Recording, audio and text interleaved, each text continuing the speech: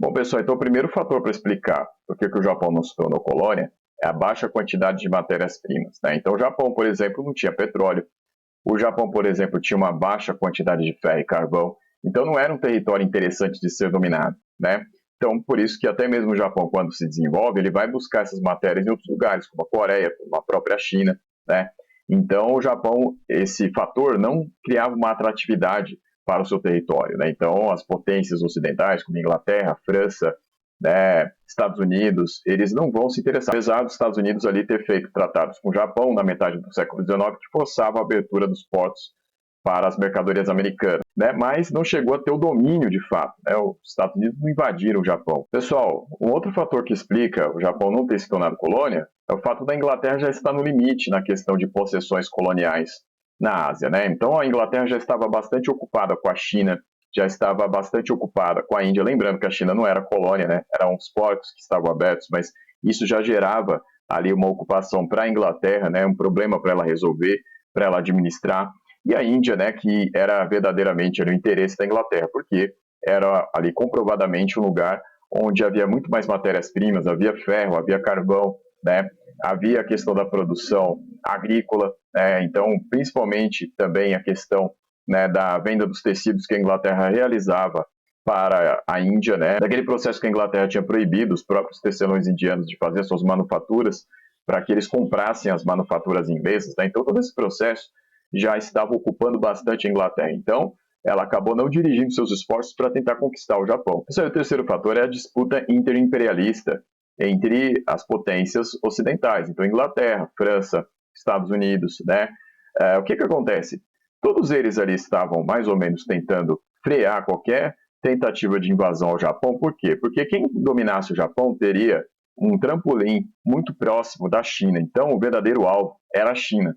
Então, não era interessante deixar ninguém conquistar o Japão, porque teria ali uma base fixa para tentar, então, se deslocar para a China, ou seja, dominar mais ainda os portos chineses, ou até mesmo entrar no território chinês. Então, as potências ocidentais elas vão se frear, né? Principalmente com a entrada dos Estados Unidos. Quando os Estados Unidos assinam os tratados de abertura dos portos com o Japão, é nesse sentido de impedir que as outras potências façam o mesmo, para que os Estados Unidos tenham uma espécie de neutralização de qualquer possível motivação da Inglaterra, da França. Então, uma espécie ali de estratégia de precaução dos Estados Unidos em relação às demais potências que já estavam muito mais presentes na Ásia do que os Estados Unidos. Os Estados Unidos só vão conseguir uma colônia lá em 1898, que vão ser as Filipinas, né?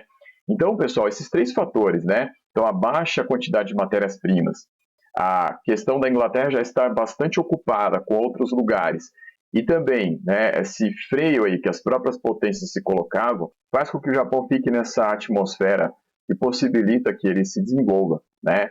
Então o Japão vai se tornar uma grande potência, o Japão vai se envolver numa guerra com a Rússia já no começo do século XX, vai chegar como um país importante também na Primeira Guerra Mundial, porque o Japão chega a participar da Primeira Guerra Mundial, né, com missões ali no Mediterrâneo, e também depois, né, como é o caso clássico aí que as pessoas estudam mais, na Segunda Guerra Mundial, quando ela se alia com o eixo, né, então vão formar ali o eixo a Itália, a Alemanha e o Japão. Então, pessoal, dessa forma resumida aí, com esses fatores, o Japão acaba se tornando, né, uma potência. Então, Paul Baran, num livro chamado Economia Política do Desenvolvimento, elenca esses fatores que eu acabei de falar para vocês. Tem um outro fator que ele coloca também, que é a questão de que se cria uma admiração pelo conhecimento ocidental no Japão. Por quê? Porque ele não é associado à exploração, porque quando a gente pensa no conhecimento ocidental, que entra na Índia e na China, ele é sempre associado à exploração nessa época, né? Por mais assim que você tenha elites ali na Índia, por exemplo, que gostam, né, de seguir os padrões ocidentais, né? Mas, no geral, o conhecimento no Japão não foi associado com a questão da presença militar, né, das armas, né? Da questão aí da exploração de um povo pelo outro, né? Então, se cria um sentimento ali de apreço pelo conhecimento ocidental, né? Pela técnica ocidental. Então, isso também conta, né? Para que o Japão se desenvolva nessa época. Então, pessoal, só para constar, esse aqui é o livro, tá? Que eu usei aqui como referência, Economia Política do Desenvolvimento, do Paul Baran. Vou colocar na descrição do vídeo aí as páginas que eu utilizei como fonte para essas informações que eu acabei de passar para vocês. Então, pessoal, a gente fica por aqui. Então, até a próxima. Obrigado.